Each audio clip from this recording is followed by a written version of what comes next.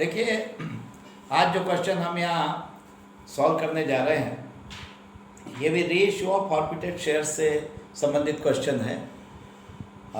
इस क्वेश्चन में आपको किसी एक शेयर होल्डर के शेयर्स अलग अलग केसेस में फॉरफिट और रीइश्यू करना है। ठीक है, यहाँ पर आपको जो क्वेश्चन दिया गया है उस क्वेश्चन में कंपनी ने कितने शेयर्स इशू किए ये बताया है और उसमें से एक शेयर होल्डर के कुछ शेयर्स अलग अलग केसेस में फॉरफिट और रीइश्यू किए जा रहे हैं और आपको केवल उस शेयर होल्डर्स के शेयर्स की अलग अलग केसेस में फॉरफिचर और रीइश्यू के एंट्रीज करना है। आपको सारे शेयर्स जो कंपनी ने इशू किए थे उसकी कोई इशू के एंट्रीज नहीं करना है। केवल जितने शेयर्स कंपनी ने इशू किए थे उसमें से जो एक शेयर होल्डर है जिसके शेयर्स कंपनी फॉरफिट और रीइश्यू कर रही है, बस उस शेयर होल्डर के शेयर्स की अलग अलग केसेस में फॉरफिचर और रीइश्यू की एंट्रीज करना है। देखिए, क्वेश्चन कुछ इस तरह से है। A company issued 5,000 equity shares of ₹100 each at premium of ₹20 per share, payable as ₹30 per share on application, ₹50 per share on allotment including premium, and balance on 2 calls of equal amounts, of which 50 shares allotted to Mr. Suresh were forfeited by the company in the following cases and subsequently reissued. Pass journal entries for forfeiture and reissue of his shares in each of the following cases. Case 1. Mr. Suresh failed to pay allotment money and his shares were immediately forfeited and reissued at ₹75 per share fully paid up. Case 2. Mr. Suresh failed to pay allotment money and on his subsequent failure to pay first call money, his shares were forfeited and reissued at ₹90 per share fully paid up. Case 3. Mr. Suresh did not pay allotment money and money due on both the calls. His shares were subsequently forfeited and reissued at ₹100 per share fully paid up. और case 4 है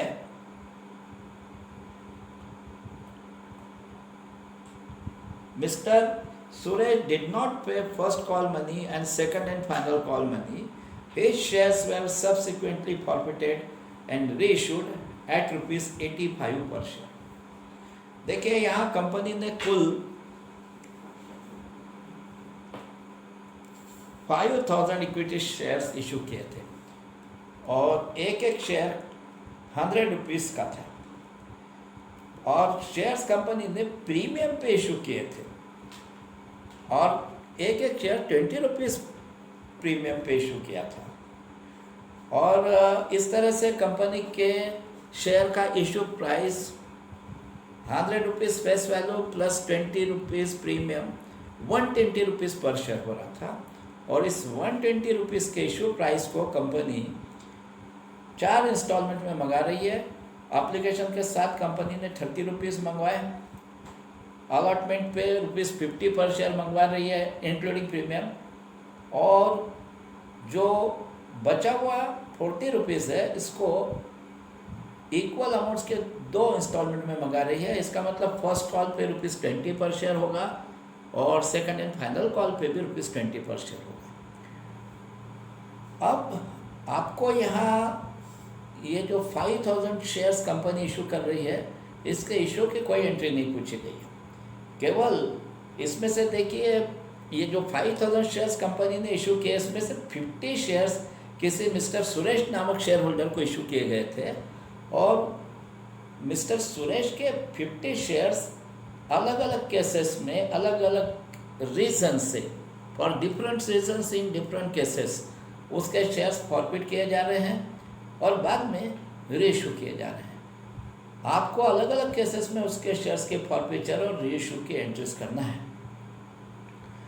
इसमें case number 1 में ऐसा कहा गया है कि mister Suresh ने अलॉटमेंट मनी पे नहीं किया और इमीडिएटली उसके शेयर्स फॉरफिट कर दिए गए और फॉरफिचर के बाद उसके शेयर्स ₹75 पर शेयर के अनुसार किसी और व्यक्ति को रीइश्यू कर दिए गए।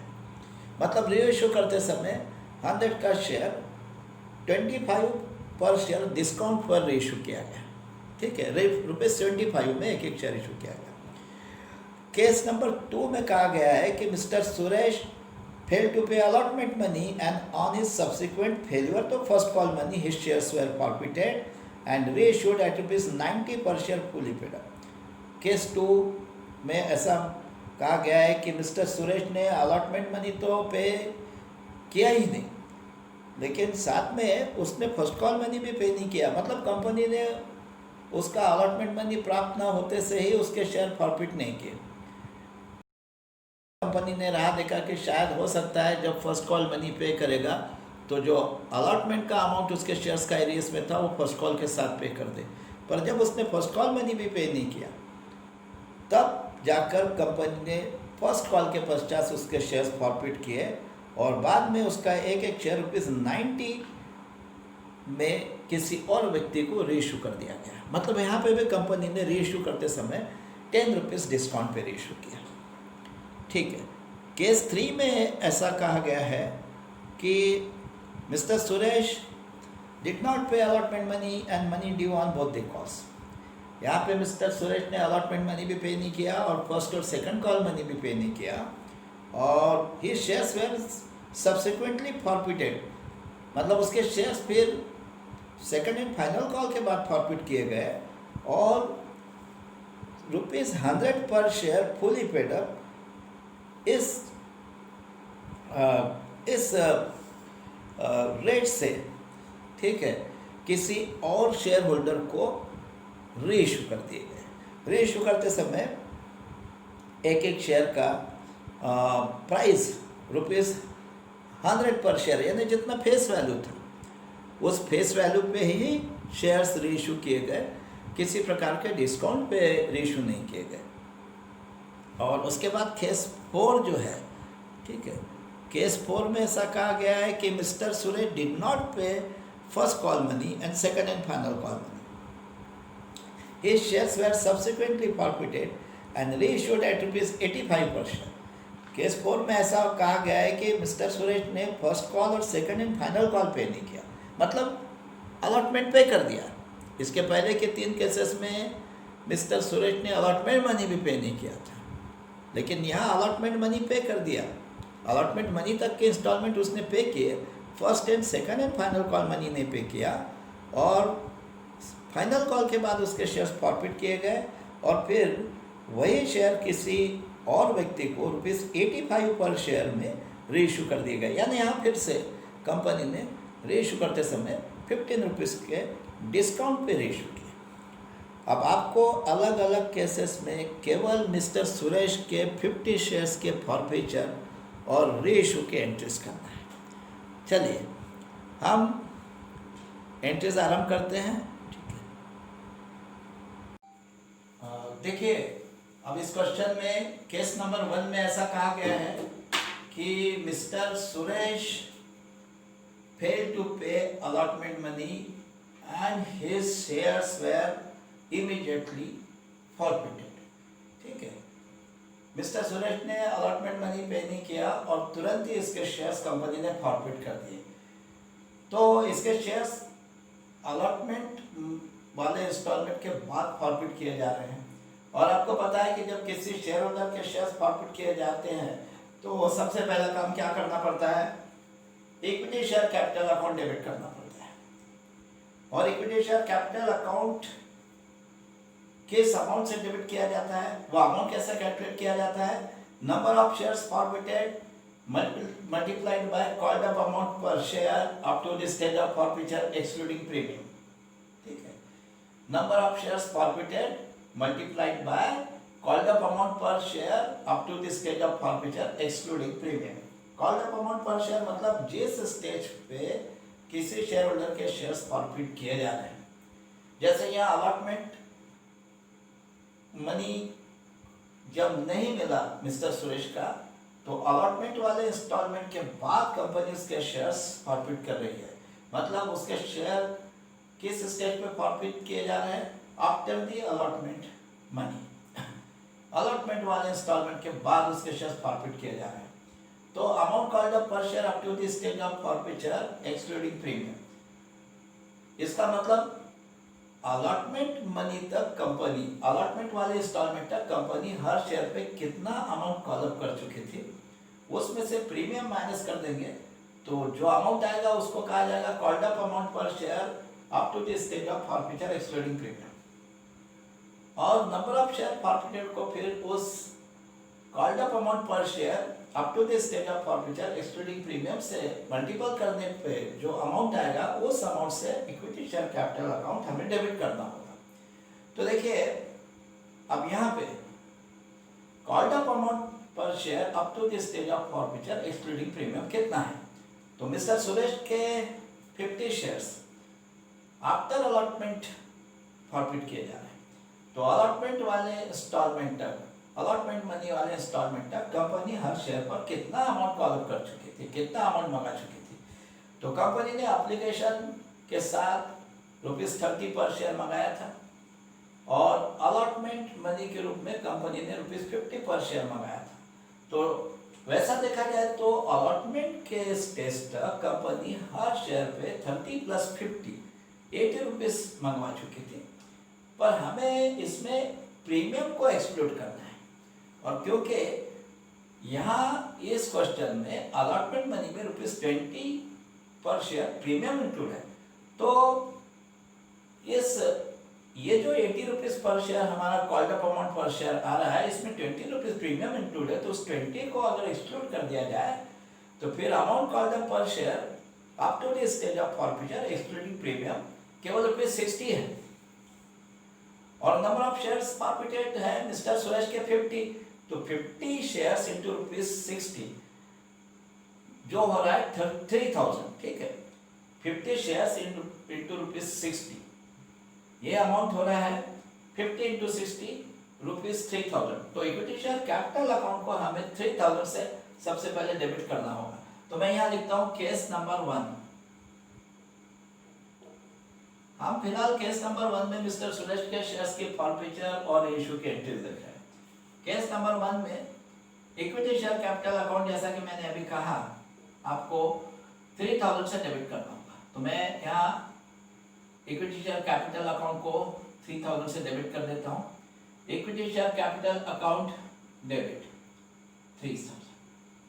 देखिए अब फॉरफिचर की जो प्रोसीजर है, जो प्रोसेस है, किसी भी शेयर होल्डर के शेयर्स फॉरफिट करने के जो प्रोसेस है, इस प्रोसेस का फर्स्ट स्टेप था equity share capital account should be debited. तो उसको हम डेबिट कर चुके हैं। अब स्टेप 2 क्या है? स्टेप 2 में यह कहा गया है कि security premium account should be debited by the amount of unpaid premium on forfeited shares. ऐसे फॉरफिटेड शेयर्स पे, जो शेयर्स फॉरफिट किए जा रहे हैं, उन पे प्रीमियम का यदि कुछ अमाउंट अनपेड है तो उस अनपेड प्रीमियम के अमाउंट से सिक्योरिटी प्रीमियम अकाउंट डेबिट करना होता है। अब यहाँ ये मिस्टर सुरेश के जो 50 शेयर्स फॉरफिट हो रहे हैं, इन पे जो प्रीमियम का अमाउंट ड्यू था, प्रीमियम कितना है? ₹20 पर शेयर। तो 50 शेयर्स का प्रीमियम का अमाउंट हो रहा था 50 इंटू 20 1000। ये पूरा ही 1000 प्रीमियम का अमाउंट मिस्टर सुरेश के 50 शेयर्स का अनपेड है, क्योंकि प्रीमियम का अमाउंट अलॉटमेंट मनी वाले इंस्टॉलमेंट पे इंक्लूड था और मिस्टर सुरेश ने अलॉटमेंट मनी वाला इंस्टॉलमेंट पे किया ही नहीं है।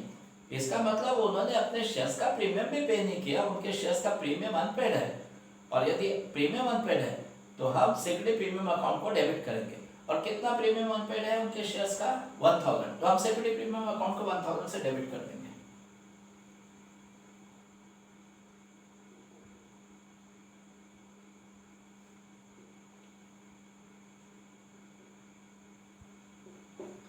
Security premium account debit 1000। अब देखिए इसके बाद में स्टेप 3 क्या है?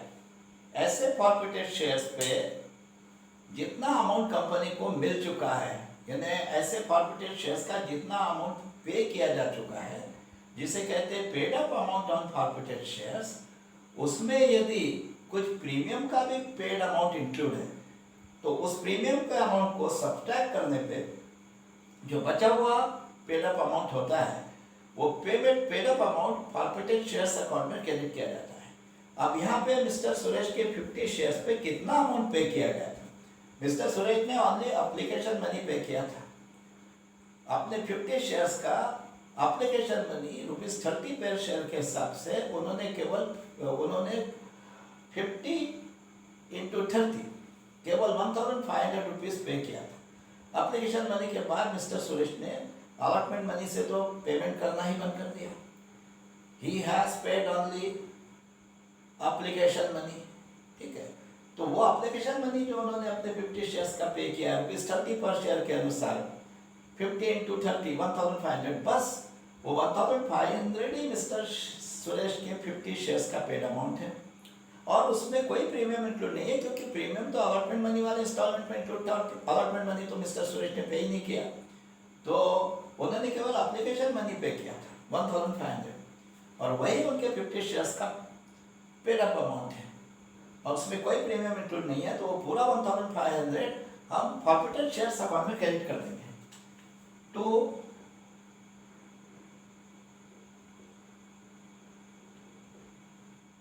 Forfeited shares account 1500। अब ये हो गया स्टेप 3। अब इसके बाद स्टेप 4 में क्या कहा गया है कि जिस किसी इंस्टॉलमेंट का अमाउंट ऐसे फॉरफिटेड शेयर्स का अनपेड है, उस इंस्टॉलमेंट के अकाउंट को जितना अमाउंट उस इंस्टॉलमेंट का अनपेड है, उस अनपेड अमाउंट से क्रेडिट कर दिया जाए। जैसे यहाँ ये जो 50 शेयर्स फॉरफिट किए जा रहे हैं मिस्टर सुरेश के, इसका अलॉटमेंट वाला इंस्टॉलमेंट अनपेड है। मिस्टर सुरेश ने अलॉटमेंट मनी पे नहीं किया था, तो अलॉटमेंट मनी का जितना अमाउंट अनपेड है, उस अनपेड अलॉटमेंट मनी से इक्विटी शेयर अलॉटमेंट अकाउंट को क्रेडिट करना होगा। तो हम इक्विटी शेयर अलॉटमेंट अकाउंट को क्रेडिट कर देते हैं, ठीक है, to equity share allotment account, और जो भी अलॉटमेंट का मनी उनका अनपेड है, उस अमाउंट से इस इक्विटी शेयर अलॉटमेंट अकाउंट को क्रेडिट करेंगे। अब अलॉटमेंट मनी कितना अनपेड होगा? उन्होंने अलॉटमेंट मनी पे ही नहीं किया है, तो जितना भी अलॉटमेंट मनी उन पे ड्यू था, उनके 50 शेयर पे सारा अनपेड है। अब अलॉटमेंट मनी पर शेयर था ₹50, और मिस्टर सुरेश के शेयर्स भी है 50, तो 50 शेयर्स इंटू ₹50, 2500 उनका अलॉटमेंट मनी अनपेड है, जिसको हम इक्विटी शेयर अलॉटमेंट अकाउंट में क्रेडिट कर देंगे। तो देखिए मिस्टर सुरेश के शेयर 50 शेयर्स के फॉरफिचर की एंट्री केस नंबर 1 में किस तरह से हो गई? Equity share capital account debit 3000, security premium account debit 1000, to forfeited shares account 1500, to equity share allotment account 2500। ये मिस्टर सुरेश के 50 शेयर्स की फॉरफिचर की एंट्री केस नंबर 1 में इस दृष्टि से की गई कि company does not maintain any calls in arrears account. अब यदि company calls in arrears account maintain करती है, और ये जो अनपेड अलॉटमेंट मनी है, इससे कॉल्स इन एरियर्स अकाउंट में ट्रांसफर किया जा चुका है, तो फिर ये फॉरफिचर की एक अल्टरनेटिव एंट्री होगी। और वो अल्टरनेटिव एंट्री कैसी होगी, देखिए वो भी मैं यहाँ बता दूं। अल्टरनेटिव एंट्री, देखिए इस अल्टरनेटिव एंट्री में भी इक्विटी शेयर कैपिटल अकाउंट को तो इसी अमाउंट से डेबिट करना होगा जैसे इसके पहले की एंट्री में किया था। Equity share capital account debit 3000,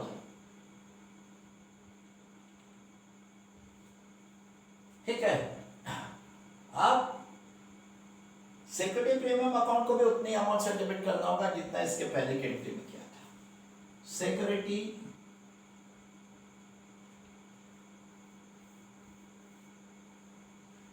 premium account debit forfeited shares account को भी उतना ही अमाउंट से क्रेडिट किया गया है, क्रेडिट करना होगा जितना पहले किया था 1500 से टू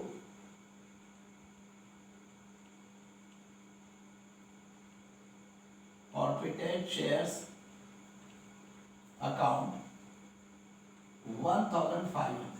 बस फर्क कहाँ है, डिफरेंस कहाँ है? ये जो अनपेड अलॉटमेंट मनी ये पहली वाली एंट्री में इक्विटी शेयर अलॉटमेंट अकाउंट में क्रेडिट किया गया था, उसको यहाँ पे कॉल सीनियर्स अकाउंट में क्रेडिट करना होगा, क्योंकि ये अनपेड अलॉटमेंट मनी यदि company already calls in arrears account में ट्रांसफर कर चुकी है। तो now instead of crediting equity share allotment account we have to credit calls in arrears account. तो अब हम कॉल सीनियर्स अकाउंट को क्रेडिट कर देंगे, ठीक है, इक्विटी शेयर अलॉटमेंट अकाउंट की जगह to call in arrears account 2005। तो देखिए फॉरफिचर की अल्टरनेटिव एंट्री हो गई केस नंबर 1 में, इस दृष्टि से कि company call in arrears account maintain करती है, और वो कैसे हो रही है? Equity share capital account debit 3000, security premium account debit 1000 to forfeited shares account 1500 to call in arrears account 2500।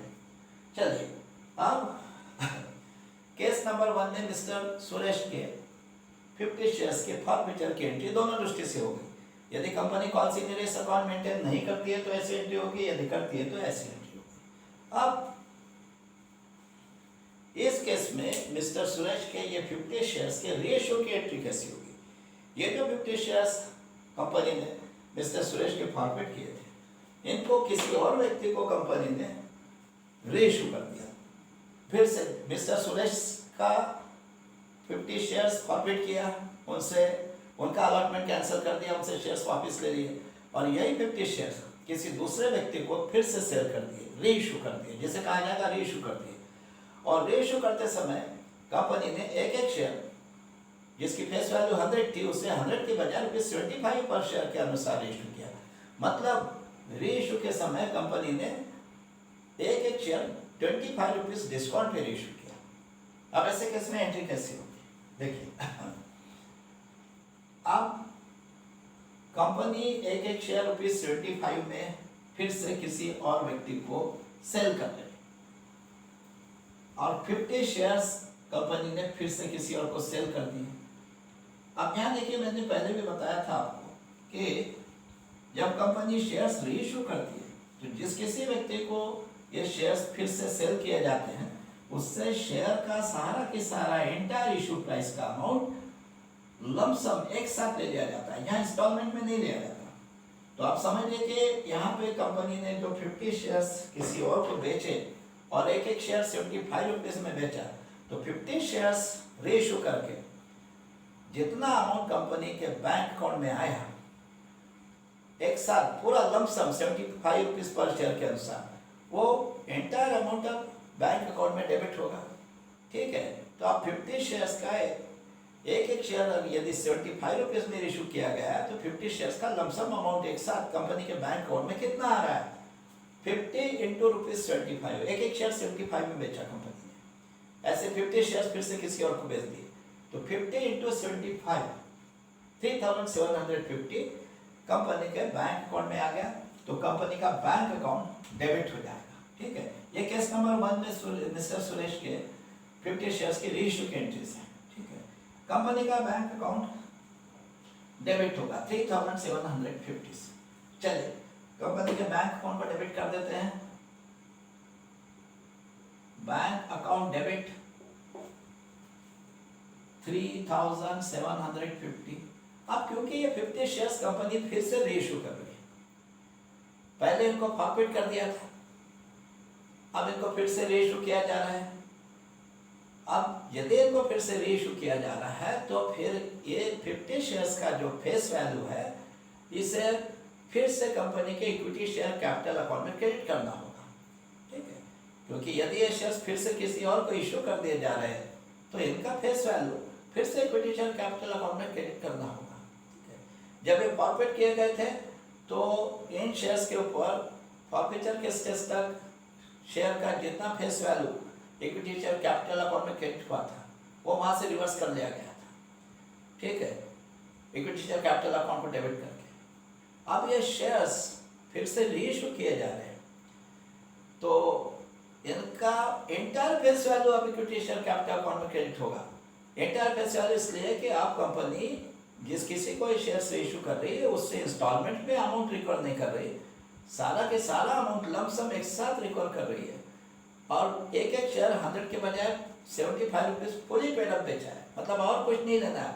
यदि एक एक share fully paid up 75 rupees पर शेयर फुली पेड अप बेचा गया है, तो इसका मतलब ये होता है कि भले ही ये शेयर जिस किसी को कंपनी ने रीइशू किए, एक एक शेयर केवल 75 रुपीज़ में इशू किया, एक एक शेयर केवल 75 रुपीज़ में बेचा, फिर भी जिस किसी को ये शेयर्स रीइशू किए गए हैं उसका कंपनी के टोटल शेयर कैपिटल में पर शेयर कंट्रीब्यूशन 100 रुपीज़ ही माना जाएगा। इसलिए आपको अब पर शेयर 100 रुपीज़ के हिसाब से इक्विटी शेयर कैपिटल अकाउंट को क्रेडिट करना, मतलब इंटायर फेस वैल्यू से। अब 50 शेयर्स की फेस वैल्यू 100 रुपीज़ के हिसाब से हो रही है 5000, तो आपको इक्विटी शेयर कैपिटल अकाउंट 5000 से क्रेडिट करना पड़ेगा। पर अब ये शेयर्स बेच के कंपनी के बैंक अकाउंट में तो 3750 आया है जो बैंक अकाउंट में डेबिट हुआ। अब इसके अगेंस्ट में यदि इक्विटी शेयर कैपिटल अकाउंट को 5000 से क्रेडिट करना है तो कैसा करें, क्योंकि यहाँ तो डेबिट और क्रेडिट का अमाउंट इक्वल नहीं हो रहा है, यहाँ डिफरेंस आ रहा है। वो डिफरेंस इसलिए आ रहा है कि कंपनी ने एक एक शेयर 25 रुपीज़ डिस्काउंट पे इशू किया है, और इसके कारण 50 शेयर्स रीइशू करते समय कंपनी को 50 शेयर्स इंटू 25 1250 का लॉस हो रहा है। डिस्काउंट पे रीइशू करने के कारण 1250 का लॉस हो रहा है। और वो लॉस कंपनी क्या करती है, ये पहले वाले शेयर होल्डर से जो अमाउंट फॉरफिट किया गया था, जैसे मिस्टर सुरेश का जो अमाउंट फॉरफिट किया गया था, कितना अमाउंट फॉरफिट किया था अभी देखा हमने। मिस्टर सुरेश का टोटल 50 शेयर्स का ₹30 पर शेयर के हिसाब से 1500 फॉरफिट किया था कंपनी ने, ठीक है। तो वो जो 1500 मिस्टर सुरेश का फॉरफिट किया गया था वो एक तरह से कंपनी का एक गेन हो गया था, क्योंकि मिस्टर सुरेश के शेयर्स भी वापस ले लिए गए थे और उन्होंने जो 1500 अपने शेयर्स का एप्लीकेशन मनी पे किया था वो भी वापस नहीं किया था। तो 1500 एक तरह से कंपनी का एक एडिशनल गेन हो गया था, कैपिटल नेचर का गेन। अब उस 1500 में से ये वही शेयर किसी और को रीइश्यू करते समय डिस्काउंट पर रीइश्यू करने के कारण जो 1250 का लॉस होने जा रहा है, उस लॉस को उस 1500 के पहले वाले शेयर होल्डर के फॉरफिटेड अमाउंट से हम रिकवर करेंगे। वो एक गेन था, वो जो 1500 शेयर्स का जो अमाउंट फॉरफिटेड, जो 1500 रुपीज़ का जो अमाउंट मिस्टर सुरेश का फॉरफिट किया गया था, वो कंपनी के लिए एक तरह का गेन था। उसमें से रीइश्यू के समय जो 1250 का लॉस हो रहा है वो रिकवर करना है। अब वो रिकवर कैसा करेंगे, तो देखिए वो मिस्टर सुरेश का जो 1500 रुपीज़ का अमाउंट फॉरफिट किया था उसे कंपनी ने पहले फॉरफिटेड शेयर्स अकाउंट में क्रेडिट किया था, और उसमें से यदि अब ये रीइश्यू के समय होने वाला 1250 का लॉस रिकवर करना है तो फिर फॉरफिटेड शेयर्स अकाउंट को अब डेबिट करना होगा, क्योंकि वो 1500 जो पहले फॉरफिटेड शेयर्स अकाउंट में क्रेडिटेड है उसमें से 1250 रिकवर करना है, तो फिर फॉरफिटेड शेयर्स अकाउंट को 1250 से डेबिट करना होगा। तो अब फॉरफिटेड शेयर्स अकाउंट को हम डेबिट कर देते हैं 1250 से।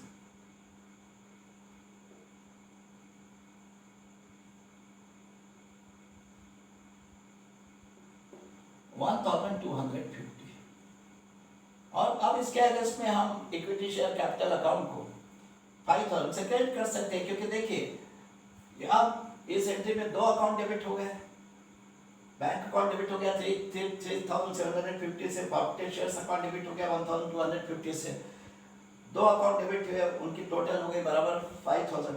तो अब इनके अगेंस्ट में इक्विटी शेयर कैपिटल अकाउंट को 5000 से क्रेडिट कर सकते हैं, कोई डिफरेंस नहीं आएगा, डेबिट क्रेडिट टैली हो जाएगा, एंट्री कंप्लीट। तो अब हम इक्विटी शेयर कैपिटल अकाउंट को यहाँ पे 5000 से क्रेडिट कर देंगे, मतलब 50 शेयर की फेस वैल्यू से to equity share capital account 500 से। देखिए ये हो गई मिस्टर सुरेश के 50 शेयर्स की रीइश्यू की एंट्री केस नंबर 1 में bank account debit 3750, forfeited shares account debit 1250 to equity share capital account 5000। चलिए, अब रीइश्यू की इस एंट्री के बाद आपको एक और एंट्री करना होती है रीइश्यू के केस में, और वो यह है कि ये जो मिस्टर सुरेश का 1500 का अमाउंट कंपनी ने फॉरफिट किया था, जिससे शेयर फॉरफिचर अकाउंट में इसके पहले फॉरफिचर की एंट्री में हमने क्रेडिट किया था, उसमें से वही 50 शेयर्स फिर किसी और व्यक्ति को रीइश्यू करते समय डिस्काउंट पर रीइश्यू किए जाने के कारण जो 1250 का लॉस हुआ वो हमने रिकवर किया, और उस लॉस को रिकवर करने के बाद जो अमाउंट ऑफ फॉरफिटेड शेयर्स का जो मिस्टर सुरेश का जो फॉरफिटेड अमाउंट बचा है, ये 1250 का लॉस उसमें से रिकवर करने के पश्चात वो एक कैपिटल नेचर का गेन है और उसे कैपिटल रिजर्व अकाउंट में क्रेडिट करना होगा। अब कितना अमाउंट बचा देखिए, मिस्टर सुरेश का 1500 हमने फॉरफिट किया था, इसमें से अब 1250 हमने वही 50 शेयर्स किसी और को रीइश्यू करते समय जो लॉस हो रहा था डिस्काउंट पर रीइश्यू करने के कारण वो रिकवर किया। तो 1500 से 1250 रिकवर करने के पश्चात 250 बच गया। अब इस 250 को, क्योंकि ये कैपिटल नेचर का गेन है, इससे कैपिटल रिजर्व अकाउंट में ट्रांसफर करना पड़ता है। अब देखिए, ये 250 अभी भी फॉरफिटेड शेयर्स अकाउंट में ही क्रेडिटेड है, क्योंकि आपने मिस्टर सुरेश का जो 1500 रुपीज के फॉरफिट किया था उसको फॉरफिटर की एंट्री में फॉरफिटेड शेयर्स अकाउंट में क्रेडिट किया था, और उसमें से अभी रीइश्यू की एंट्री में हमने फॉरफिटेड शेयर्स अकाउंट को 1250 से डेबिट किया। तो 250 अभी भी फॉरफिटेड शेयर्स अकाउंट में क्रेडिटेड है। पहले 1500 वहाँ क्रेडिट किया था, 1250 डेबिट करने के उपरांत भी वहाँ पे अभी 250 ये जो फॉरफिटेड बचा हुआ फॉरफिटेड अमाउंट है वो फॉरफिटेड शेयर्स अकाउंट में क्रेडिटेड है। अब उसको यदि आपको कैपिटल रिजर्व अकाउंट में ट्रांसफर करना है तो पहले उस फॉरफिटेड शेयर्स अकाउंट में जहाँ वो अभी क्रेडिटेड है वहाँ से रिवर्स करने के लिए फॉरफिटेड शेयर्स अकाउंट को डेबिट किया जाएगा, और कैपिटल रिजर्व अकाउंट को फिर उसके अगेंस्ट में हम क्रेडिट कर देंगे। तो मैं फॉरफिटेड शेयर्स अकाउंट को 250 से डेबिट कर देता हूँ। Forfeited shares account debit 250 to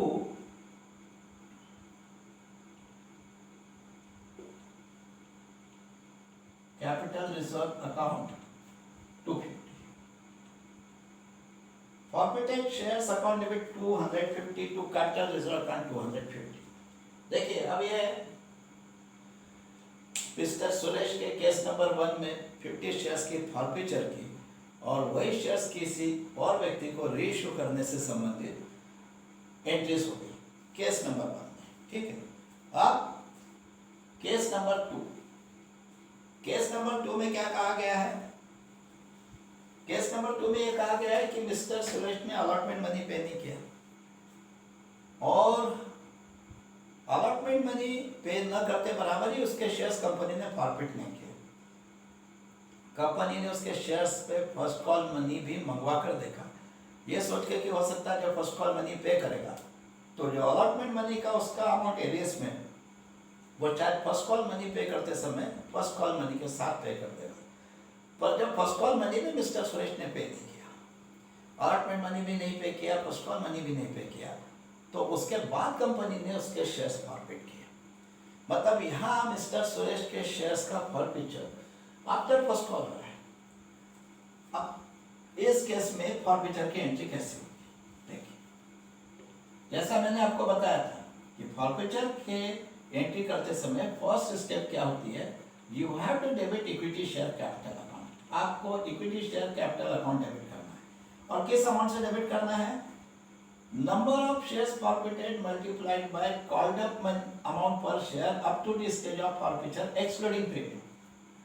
forfeiture के स्टेज तक जितना अमाउंट कंपनी ने हर शेयर पे कॉल अप किया है उसमें यदि कोई प्रीमियम इंक्लूड है तो उसको माइनस करके जो अमाउंट आएगा, जिसको हम कहेंगे कॉल्ड अप अमाउंट पर share up to the stage of forfeiture excluding premium, उस अमाउंट से नंबर ऑफ शेयर फॉरफिटेड को मल्टीपल करना होगा और नंबर ऑफ शेयर फॉरफिटेड को उस अमाउंट से मल्टीपल करके जो अमाउंट आएगा वो amount equity share capital account में हम डेबिट करते हैं।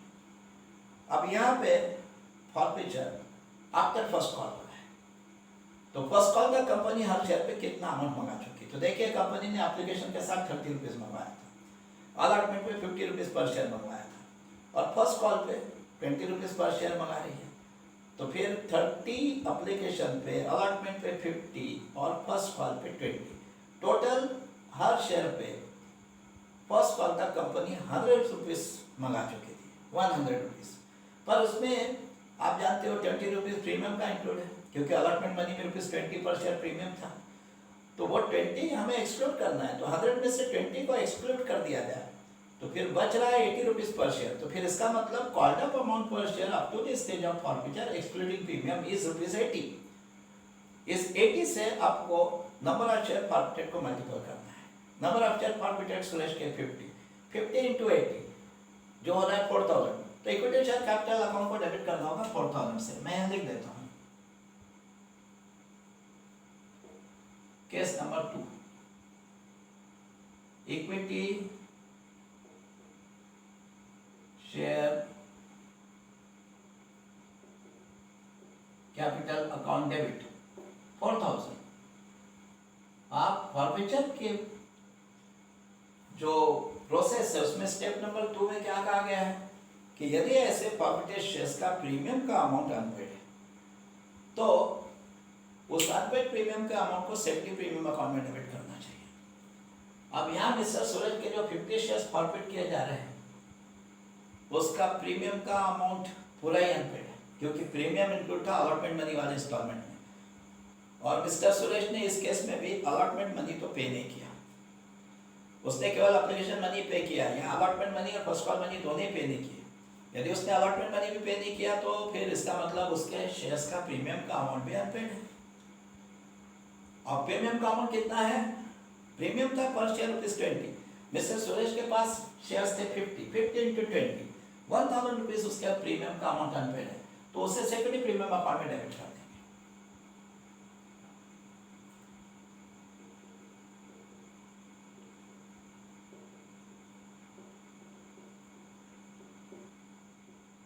देखिए अब फॉरफिचर के जो प्रोसेस है उसमें स्टेप 2 जो था उसमें कहा गया था सेकेंडरी प्रीमियम अकाउंट को डेबिट किया जाना चाहिए अनपेड प्रीमियम से, तो वो भी हमने डेबिट कर दिया।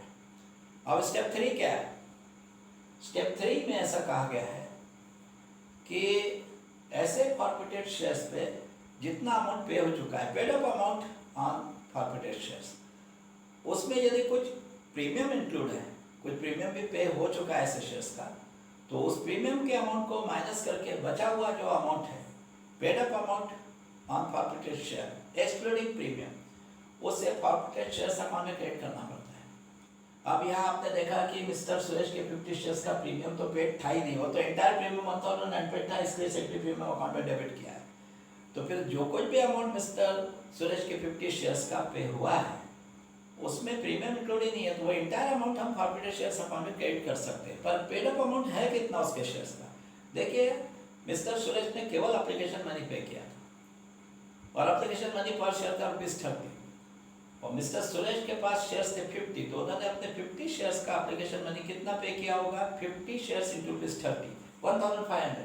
तो 1500 फॉरफिटेड शेयर्स अकाउंट में हम क्रेडिट करेंगे। ये है उनका 50 शेयर्स का paid up amount. 2 forfeited shares account 1500। और स्टेप 4 क्या कहता है कि जिस किसी इंस्टॉलमेंट का अमाउंट अनपेड है ऐसे फॉरफिटेड शेयर्स का, उस इंस्टॉलमेंट के अकाउंट को उस इंस्टॉलमेंट का जितना अमाउंट अनपेड है उस अनपेड अमाउंट से क्रेडिट कर दिया जाए। अब यहाँ पे ये सुरेश के फॉरफिटेड शेयर्स पे अलॉटमेंट मनी भी अनपेड है, फर्स्ट कॉल मनी भी अनपेड है, तो अलॉटमेंट का जितना अमाउंट अनपेड है उतने अमाउंट से हम इक्विटी शेयर अलॉटमेंट अकाउंट को क्रेडिट कर देंगे, और फर्स्ट कॉल का जितना अमाउंट अनपेड है उतने अमाउंट से हम equity share first call account को क्रेडिट कर देंगे। अब अलॉटमेंट का कितना अमाउंट अनपेड है? अलॉटमेंट मनी पर शेयर था ₹50 और मिस्टर सुरेश के पास शेयर्स भी थे 50 इंटू 50, 2500 अलॉटमेंट मनी अनपेड है, तो हम इक्विटी शेयर अलॉटमेंट अकाउंट को क्रेडिट कर देंगे 2500 से to equity share allotment account 2500। और यहाँ फर्स्ट कॉल भी अनपेड है, तो फर्स्ट कॉल का जितना अमाउंट अनपेड है उतने अमाउंट से equity share first call account को क्रेडिट कर देंगे to equity share first call account. First call का कितना अमाउंट अनपेड है? फर्स्ट कॉल पे फर्स्ट शेयर ड्यू था ₹20। मिस्टर सूरज के पास शेयर से 50 इंटू 20 1000 रुपीज, 1000 उनका फर्स्ट कॉल का अमाउंट अनपेड है, तो equity share first call account को क्रेडिट कर दो 1000 से। देखिए एंट्री कैसी हो गई? Equity share capital account debit 4000, security premium account debit 1000, to forfeited shares account 1500, to equity share allotment account 2500, to equity share first call account 1000। चलिए ये एंट्री हमने इस दृष्टि से की कि company does not maintain any calls निवेश account, पर यदि कंपनी कॉल्सी निवेश अकाउंट मेंटेन करती है तो इस एंट्री का भी एक अल्टरनेटिव एंट्री होगा। और वो कैसा होगा? देखिए अल्टरनेटिव एंट्री में भी आपको इक्विटी शेयर कैपिटल अकाउंट इतनी अमाउंट से डेबिट करना है और सिक्योरिटी प्रीमियम अकाउंट को भी इतनी अमाउंट से डेबिट करना है, इवन फॉरफिटेड शेयर्स अकाउंट को भी इतने अमाउंट से क्रेडिट करना है, जैसे इस एंट्री में किया था। बस डिफरेंस कहाँ है? ये जो अलॉटमेंट मनी और फर्स्ट कॉल मनी अनपेड है, जिसको हमने पहले इस एंट्री में इक्विटी शेयर अलॉटमेंट और इक्विटी शेयर फर्स्ट कॉल दो अलग अलग अकाउंट में क्रेडिट किया है, उसको यहाँ एक साथ कॉल्सी निवेश अकाउंट में क्रेडिट कर दिया जाएगा। तो पहले हम इक्विटी शेयर कैपिटल अकाउंट को डेबिट कर देते हैं जितना पहले एंट्री में किया था, उसमें कोई डिफरेंस नहीं है। Equity share capital account debit 4000,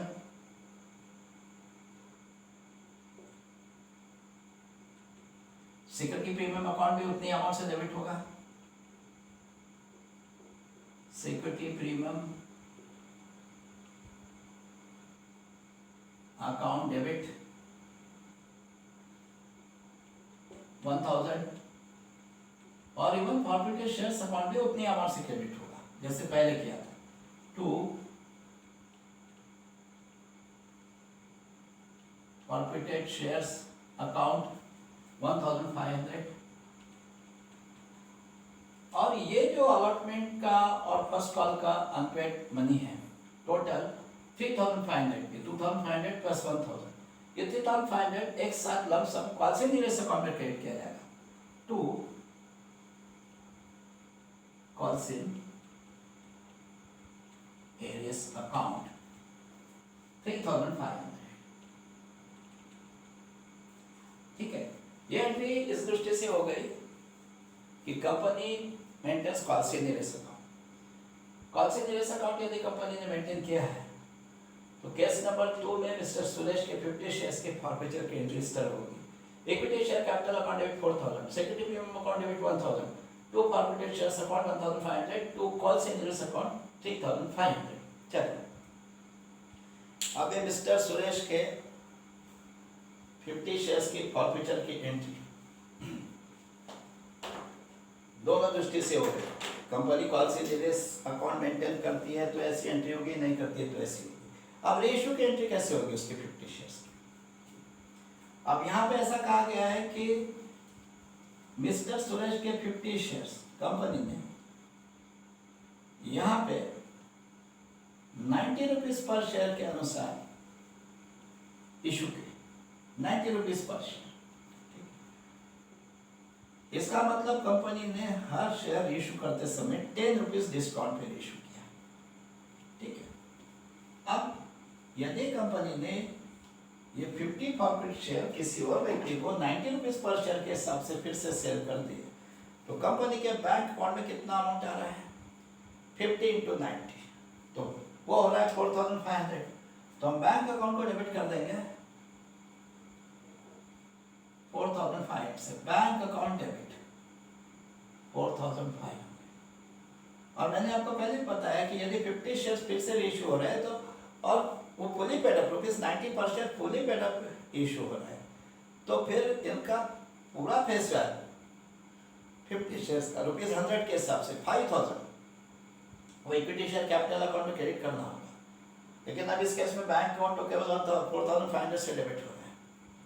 अब इक्विटी शेयर कैपिटल अकाउंट को 5000 से क्रेडिट करना है, तो 500 का डिफरेंस आ रहा है। वो इसलिए आ रहा कि आपने एक शेयर ₹10 डिस्काउंट पर इशू किया और 50 शेयर्स का ₹10 के हिसाब से 500 डिस्काउंट का अमाउंट हो रहा है, जो एक तरह से कंपनी के लिए लॉस हो रहा है डिस्काउंट पे शेयर इशू करने के कारण। और ये लॉस क्या किया जाता है, वो पहले वाले शेयर होल्डर का जितना अमाउंट आपने फॉरफिट किया है उसमें से इसको रिकवर किया जाता है। अब यहाँ पे भी इस केस में भी मिस्टर सुरेश का 1500 आपने फॉरफिट किया था, जिसको फॉरफिटेड शेयर अकाउंट में क्रेडिट किया था। उसमें से अब रीइशू के समय डिस्काउंट पे रीइशू किए जाने के कारण जो 500 का लॉस हो रहा है वो रिकवर करना है। तो 1500 पहले जो मिस्टर सुरेश का फॉरफिट किया था उसे फॉरफिटेड शेयर्स अकाउंट में क्रेडिट किया था, उसमें से 500 अब रिकवर करना है। तो फॉरफिटेड शेयर्स अकाउंट को 500 से डेबिट कर दो। Forfeited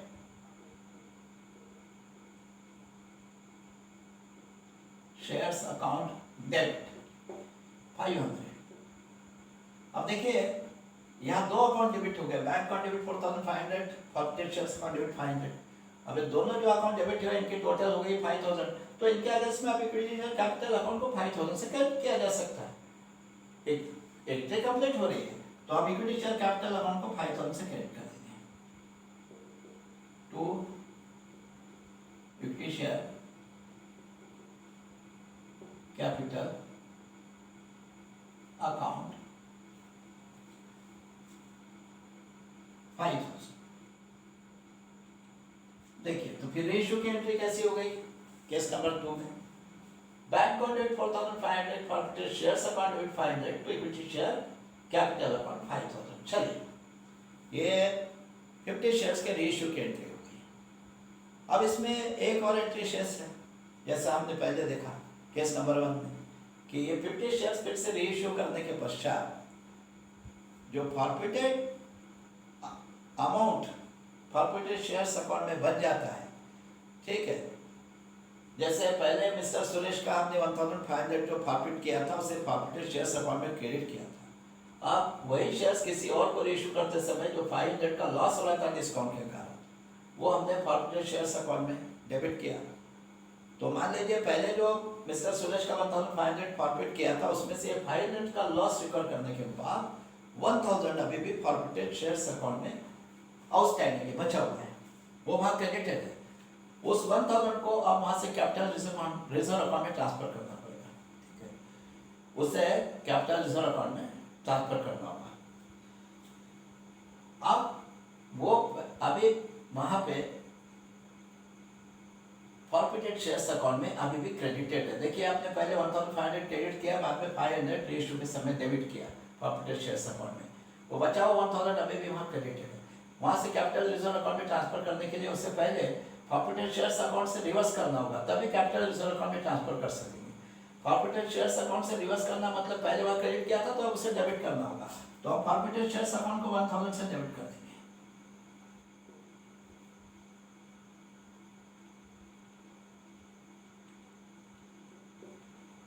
forfeited shares account debit 1000 और उसे कैपिटल रिजर्व अकाउंट में क्रेडिट कर देंगे टू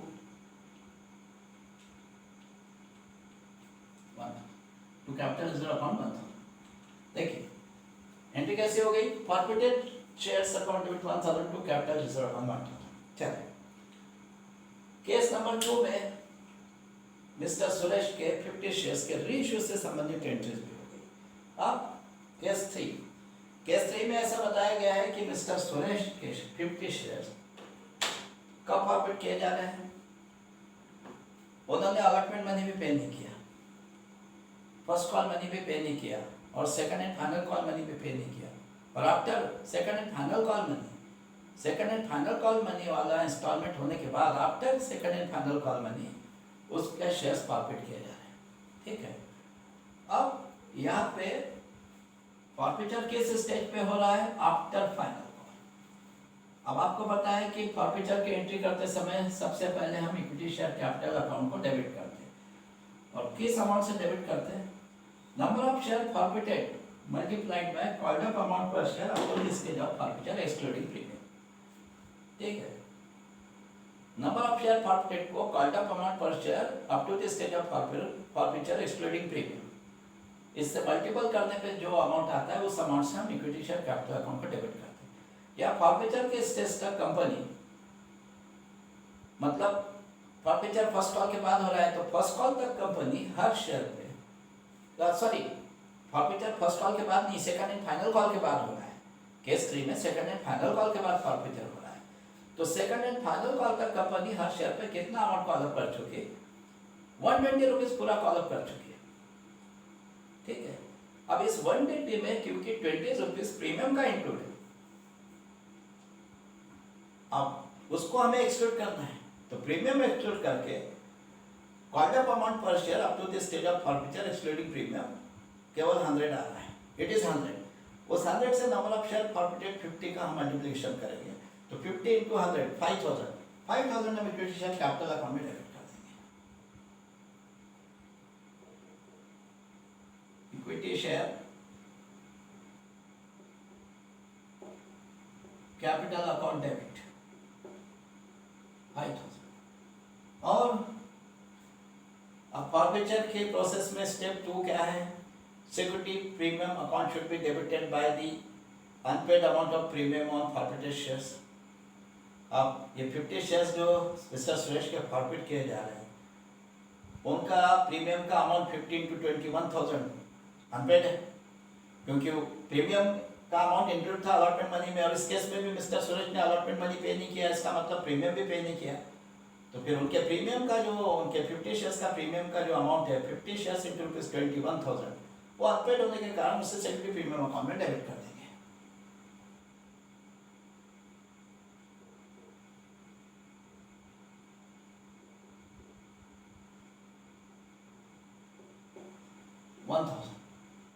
और स्टेप 3 क्या है, ऐसे फॉरफिटेड शेयर्स पे जितना अमाउंट पे किया जा चुका है, paid up amount on forfeited shares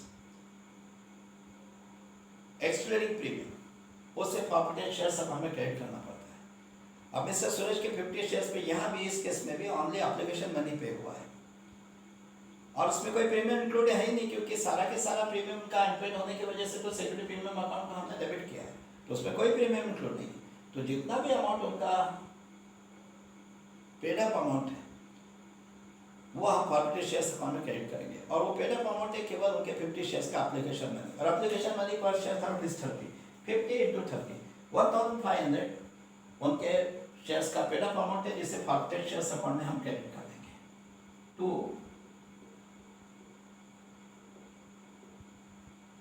forfeited shares account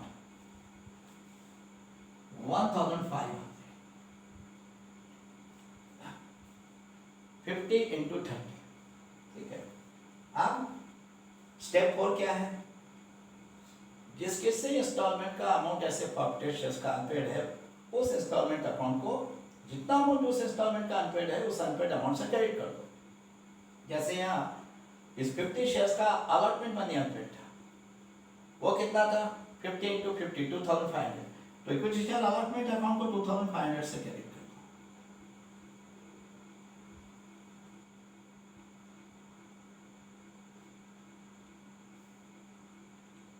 दो 2005। और इस केस में फर्स्ट कॉल का भी अमाउंट अनपेड है, वो कितना है 50 इंटू 20 1000, तो equity share first call account को भी क्रेडिट कर दो।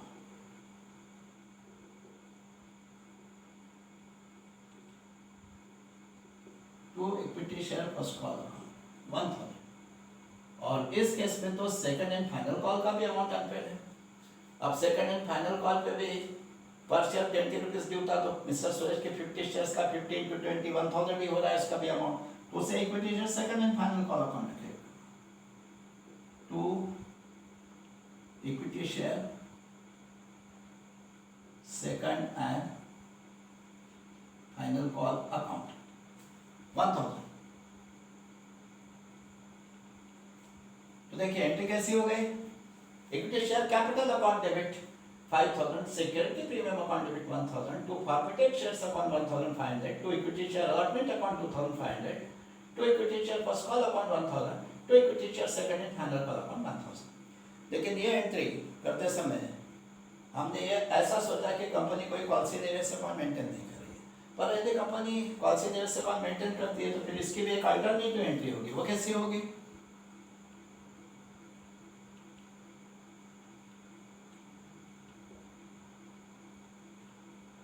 ऑल्टरनेटिव एंट्री, देखिए इस ऑल्टरनेटिव एंट्री में भी इक्विटी शेयर कैपिटल अकाउंट को उतनी अमाउंट से डेबिट किया जाएगा जैसा इसके पहले की एंट्री में किया गया है। Equity share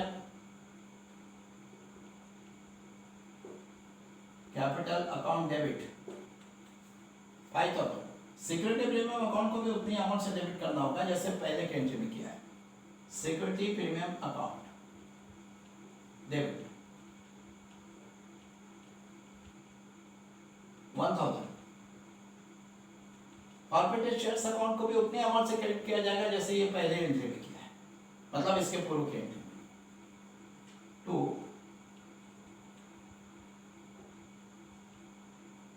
corporate shares account 1500। बस डिफरेंस कहाँ है? ये पहले एंट्री में हमने अलॉटमेंट का जितना अनपेड अमाउंट था, फर्स्ट कॉल का जितना अनपेड अमाउंट था, सेकंड एंड फाइनल कॉल का जितना अनपेड अमाउंट था, उनको तीन अलग अलग अकाउंट में, equity share allotment account, equity share first call account, equity share second and final call account में क्रिएट किया था। लेकिन वहाँ वो पूरा टोटल अनपेड अमाउंट अलॉटमेंट का, फर्स्ट कॉल का, सेकंड एंड फाइनल कॉल का, एंटायर अनपेड अलॉटमेंट अमाउंट एक साथ पॉलिसी निवेश अकाउंट में क्रिएट कर दिया जाएगा। Unpaid, entire unpaid amount, not allotment amount, ठीक है। वो एंटायर अनपेड अमाउंट, चाहे वो अलॉटमेंट मनी का हो, फर्स्ट कॉल का, सेकंड एंड फाइनल कॉल का, वो पूरा अनपेड अमाउंट तीनों इंस्टॉलमेंट का एक साथ पॉलिसी निवेश अकाउंट में क्रिएट कर देंगे। टू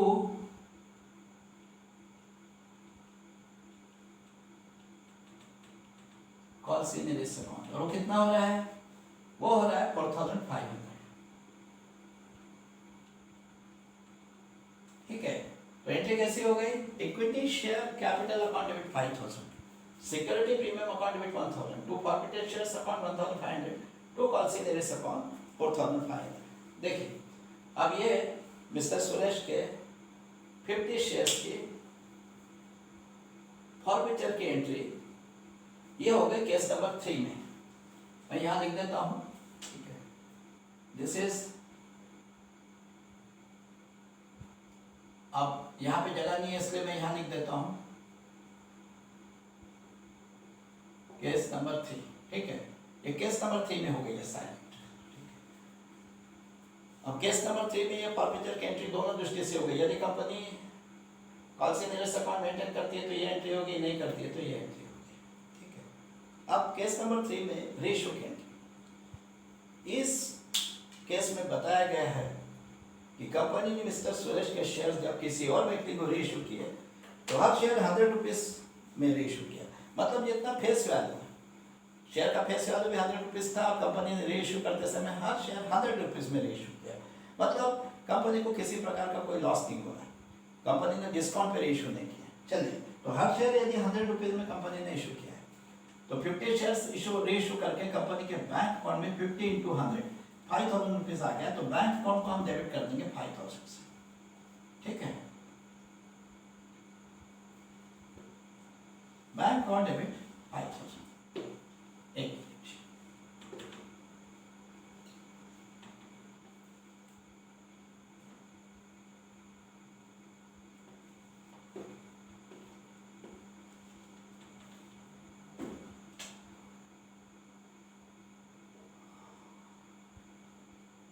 बैंक अकाउंट डेबिट 5000, और क्योंकि 50 शेयर्स फिर से रीइश्यू कर दिए गए फुली पेड अप, तो फिर 50 शेयर्स का जो फेस वैल्यू है पुनः इक्विटी शेयर कैपिटल अकाउंट में ट्रेड करना होगा, और वो हो रहा है 50 × 100 5000, वो भी 5000 ही हो रहा है। बैंक अकाउंट डेबिट भी 5000 से हुआ, इक्विटी शेयर कैपिटल अकाउंट को उसके आगे में 5000 से क्रेडिट किया जा सकता है, यहाँ कोई डिफरेंस नहीं है क्योंकि कंपनी ने शेयर्स डिस्काउंट पे इशू नहीं किए, इसलिए किसी प्रकार का कोई लॉस नहीं है जो फॉरफिटेड शेयर्स अकाउंट को रिकॉर्ड करना।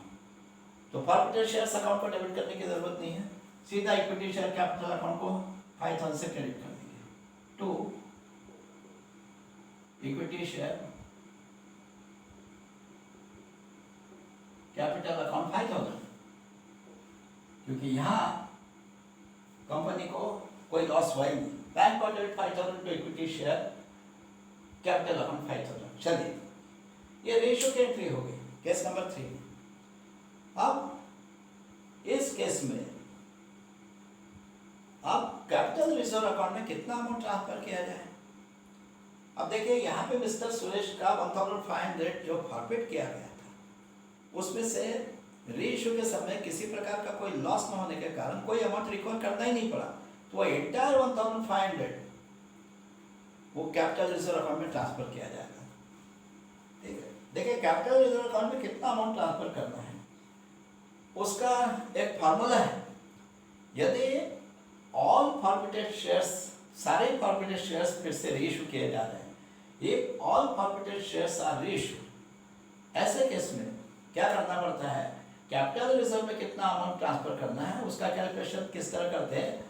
Amount to be transfer to capital reserve is equal to amount credited to forfeited shares account in the entry of forfeiture minus amount debited to forfeited shares account in the entry of reissue. फिर से सुन लीजिए, amount to be transferred to capital reserve is equal to amount credited to forfeited shares account in the entry of forfeiture minus amount debited to forfeited shares account in the entry of reissue। ये जो difference आएगा, इसे capital reserve account में transfer करना पड़ता है। अब क्योंकि यहाँ पे amount credited to forfeited shares account in the entry of forfeiture है 1500 और amount debited to forfeited shares account in the entry of reissue is 0 है, कोई अमाउंट डेबिट नहीं करना पड़ा यहाँ रीइश्यू के समय फॉरफिटेड शेयर्स अकाउंट में। तो फिर 1500 amount credited to forfeited shares account in the entry of forfeiture minus amount debited to forfeited shares account in the entry of reissue 0। 1500 minus 0 यानी पूरा 1500 आपको कैपिटल रिजर्व अकाउंट में transfer करना पड़ेगा। अब वो 1500 पहले फॉरफिटेड शेयर्स अकाउंट में क्रेडिटेड है, वहां से उसको पहले रिवर्स करने के लिए फॉरफिटेड शेयर्स अकाउंट को डेबिट करेंगे, तभी उसे कैपिटल रिजर्व अकाउंट में ट्रांसफर किया जा सकेगा। तो forfeited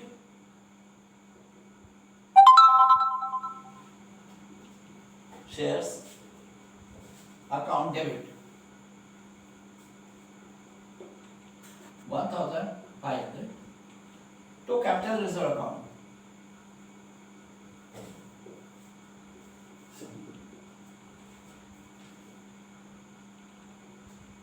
to capital reserve account 1500। देखिए एंट्री कैसी होगी, forfeited shares account debit 1500 to capital reserve account 1500। चलिए, ये केस 3 में मिस्टर सुरेश के 50 शेयर्स के फॉरफिचर और रीइश्यू की सारी एंट्रीज हो गई। अब केस 4 में ऐसा कहा गया है कि मिस्टर सुरेश ने केवल first call money, second and final call money नहीं पे किया और इसलिए उनके शेयर्स फाइनल कॉल के बाद फॉरफिट किए गए। इसका मतलब यह है कि इस केस में मिस्टर सुरेश ने अलॉटमेंट मनी तो पे किया है, फर्स्ट और second and final call money पे नहीं किया। अब इसका मतलब उनके shares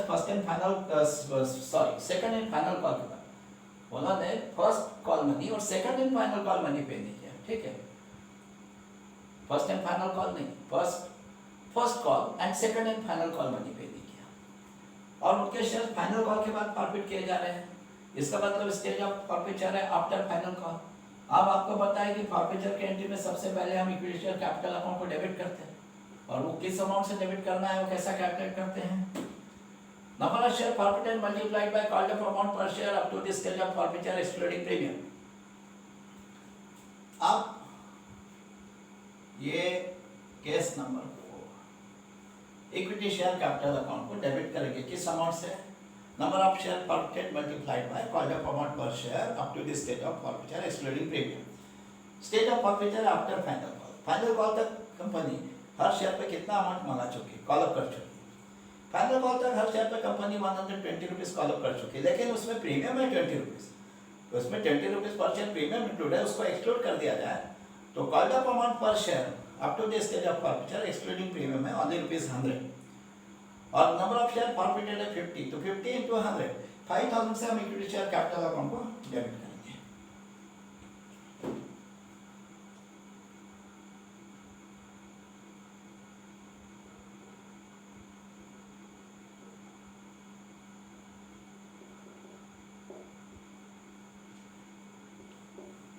equity share capital account debit 5000।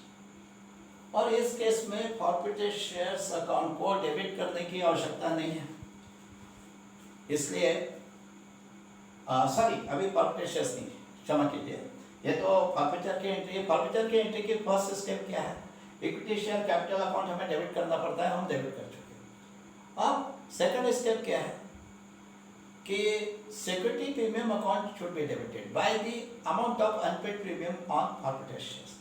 Forfeited shares का प्रीमियम का अमाउंट यदि अनपेड है तो unpaid premium amount security premium account में डेबिट करना पड़ता है। पर हाँ, अभी इस केस में सिक्योरिटी प्रीमियम अकाउंट को डेबिट करने की आवश्यकता नहीं है। क्यों आवश्यकता नहीं है?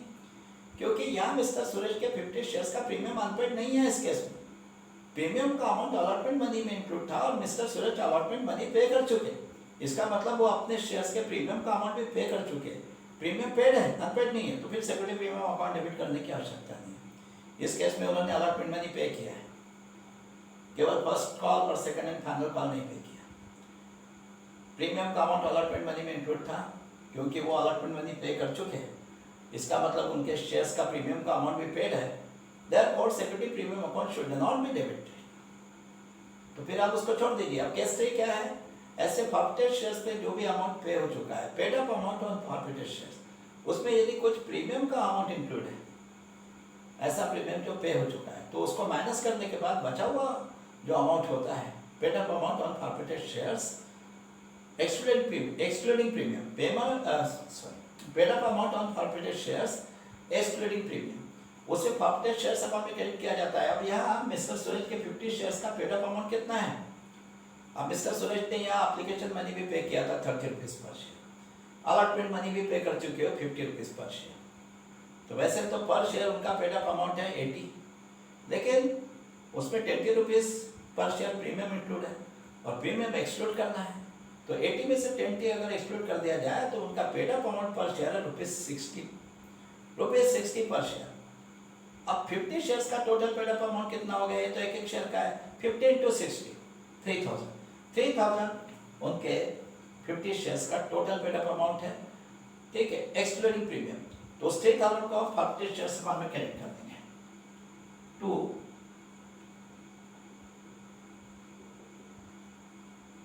Forfeited shares account 3000। और यहाँ जो इंस्टॉलमेंट का अमाउंट उन्होंने पे नहीं किया है, वो इंस्टॉलमेंट का जितना अमाउंट अनपेड है वो उन्हीं इंस्टॉलमेंट के अकाउंट में क्रेडिट कर देंगे। अब यहाँ केवल उन्होंने फर्स्ट कॉल और सेकंड एंड फाइनल कॉल पे नहीं किया, तो फर्स्ट कॉल का जितना अनपेड अमाउंट है वो equity share first call account में क्रेडिट कर देंगे टू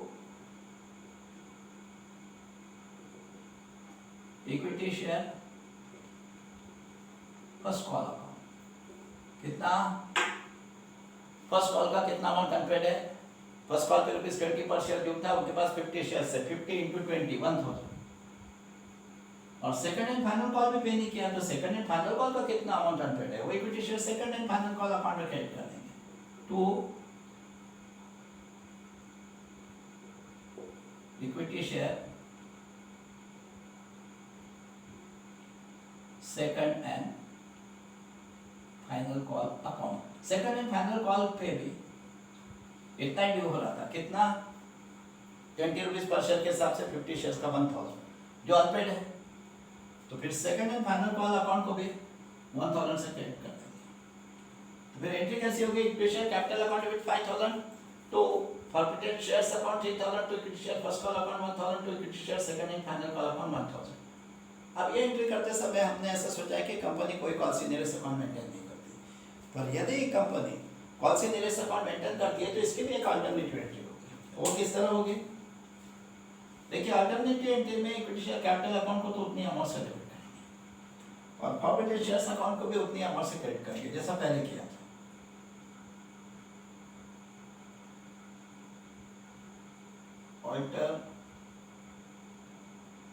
अल्टरनेटिव एंट्री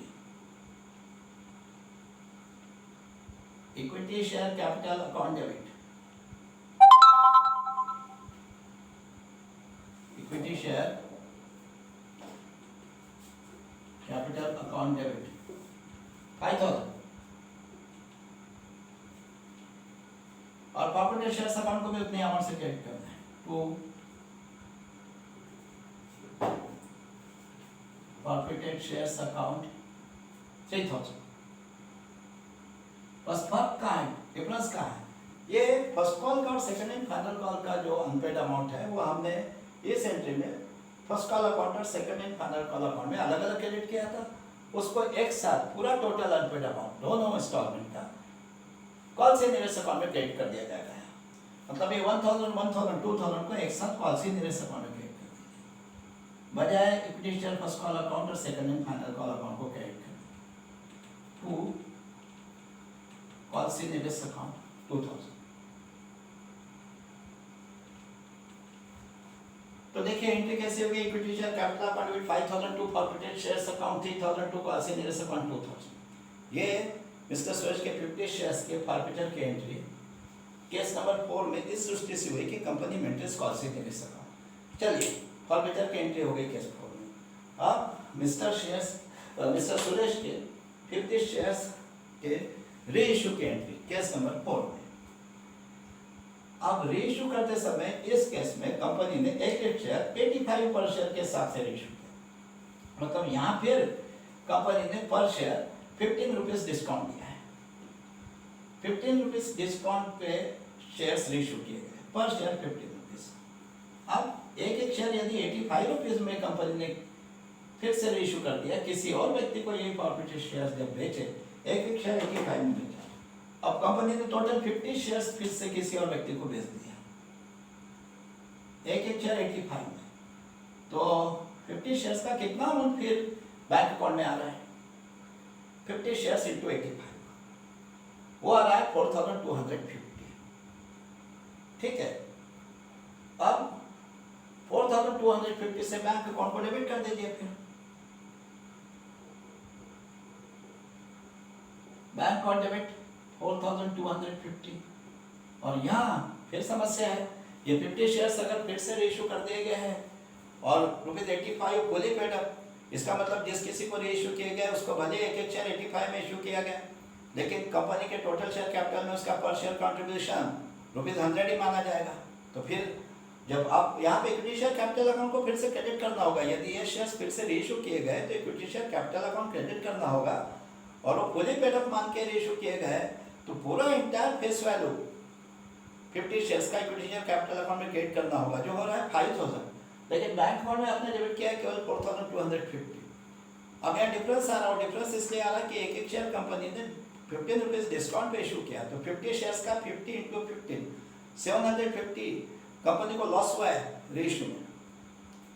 ठीक है, और वो 750 का यहाँ डिफरेंस आ रहा है आपको अपने बैंक अकाउंट में आया है 4250, जबकि equity share capital account credit करना है 5000 से।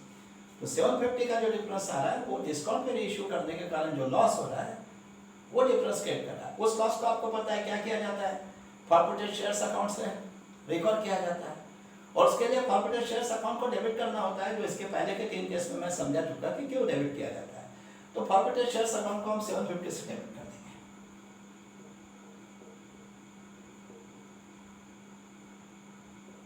Forfeited shares account debit 750। अब दो अकाउंट यदि हमने डेबिट कर दिए, bank account debit 4250, forfeited shares account debit 750, इनकी टोटल हो गई 5000। तो हमें इनके दोनों के अगेंस्ट में इक्विटी शेयर कैपिटल अकाउंट 5000 से क्रेडिट करते आएगा। तो इक्विटी शेयर कैपिटल अकाउंट को क्रेडिट कर देंगे 5000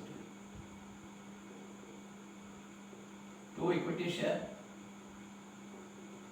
कैपिटल अकाउंट 5000। देखिए रेशियो की एंट्री भी होगी, bank account debit 4250, forfeited shares account debit 750, तो इक्विटी शेयर कैपिटल अकाउंट 5000। चलिए अब रेशियो के पश्चात कितना अमाउंट कैपिटल रिजर्व में ट्रांसफर किया जाएगा। तो मैंने आपको फार्मूला बताया है कि यह अमाउंट कैसे कैलकुलेट करना है। यदि all forfeited shares are issued, तो यह अमाउंट कैसे कैलकुलेट किया जाता है, amount to be transferred to capital reserve is equal to amount credited to forfeited shares account in the entry of forfeiture minus amount debited to forfeited shares account in the entry of reissue। ये forfeiture की entry में जितना amount forfeited shares account में credit किया गया, उसमें से reissue की एंट्री में जितना अमाउंट फॉरफिटेड शेयर्स अकाउंट को डेबिट किया गया वो माइनस करके जो अमाउंट आएगा उसे कैपिटल रिजर्व अकाउंट में ट्रांसफर करना है। अब अपने मिस्टर सुरेश के जो 50 शेयर्स इस केस में फॉरफिट किए, उसका टोटल कितना अमाउंट फॉरफिटेड शेयर्स अकाउंट में क्रेडिट किया था? 3000, ठीक है। इस 3000 में से आप यही 50 शेयर रीइश्यू करते समय रीइश्यू के एंट्री में जो फॉरफिटेड शेयर्स अकाउंट में 750 डेबिट किया उसको माइनस कर दीजिए। 3000 में से 750 को माइनस करके 2250 बच रहा है, उसे कैपिटल रिजर्व अकाउंट में ट्रांसफर कर दो।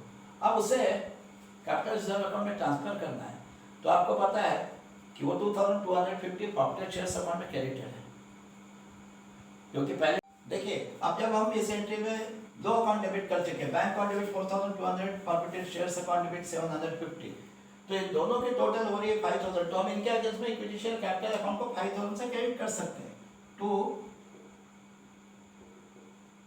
Equity share capital account 5000। तो ये हो गए केस नंबर 4 में मिस्टर सुरेश के शेयर्स के रीइश्यू के एंट्री।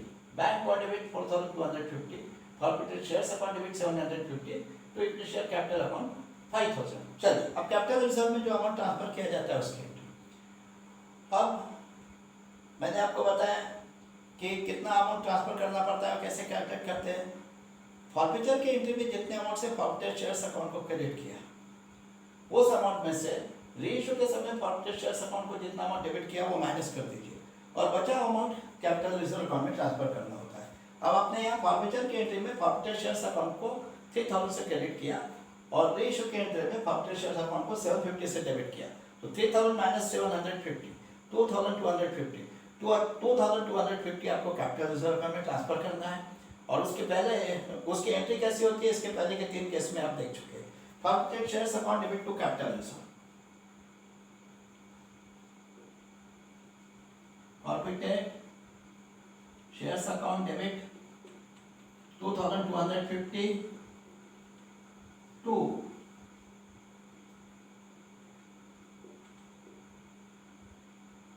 Capital reserve account 2250। देखिए forfeited shares account debit 2250 to capital reserve account 2250। ये केस नंबर 4 में ये केस नंबर 4 है, ठीक है। ये केस नंबर 4 की एंट्रीज है, ठीक है। केस नंबर 3 तो पहले हो गया था। ये केस नंबर 4 में मिस्टर सुरेश के शेयर्स की, फॉरफिचर की और रीइश्यू की सारी एंट्रीज हो गई, ठीक है। अब आपके इस क्वेश्चन के सारी जर्नल एंट्रीज हो चुके और ये क्वेश्चन यहाँ लगभग समाप्त हो गया। अगले क्वेश्चन तक प्रतीक्षा कीजिए, अगले लेक्चर तक प्रतीक्षा कीजिए। धन्यवाद।